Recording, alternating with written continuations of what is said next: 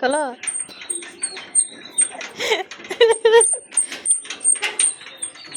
খোলো না।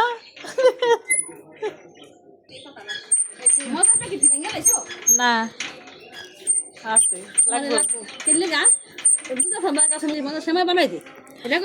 হ্যাঁ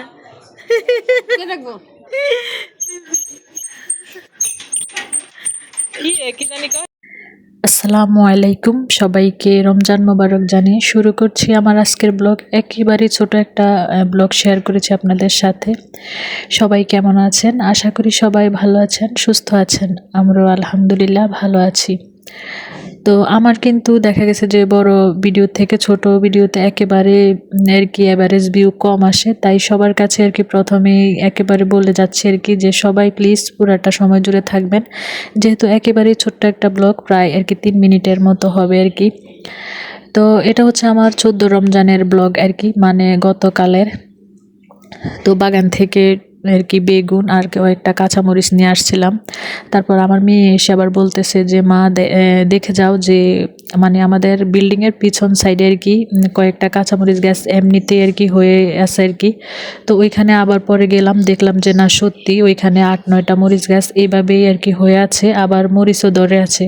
তো ভাবলাম যে ভালোই হয়েছে। আর এদিক দিয়ে একটা তরমুজ নিয়ে আসছিল, যে দাম আর কি তরমুজ, তারপরও রোজার মাস একটু ফল ফ্রুট তো খেতে হয়।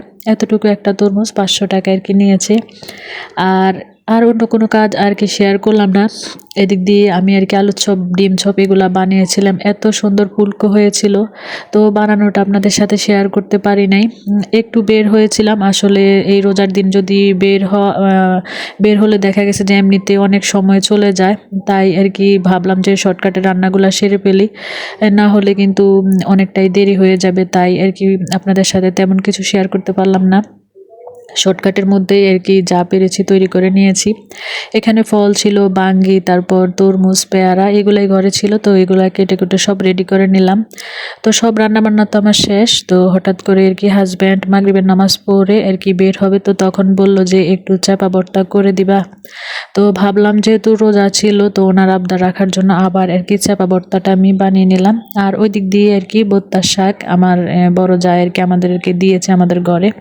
আর সবগুলা খাবার আর কি আমি টেবিলে নিয়ে আসছি। এদিক দিয়ে টমেটোর টক রান্না করেছি, তারপর বেলে মাছ আর কি আলু দিয়ে আর কি বোনা করলাম, আর হচ্ছে একটু করলা ভাজি করেছি, আর চাপা ভর্তা। এই ছিল আর কি আমাদের 14তম রমজানের খাবারের আয়োজন। তো আজকে ভিডিও আর বেশি বড় করব না। তো সবাই ভালো থাকবেন, সুস্থ থাকবেন। আজকে পর্যন্তই, আল্লাহ হাফেজ।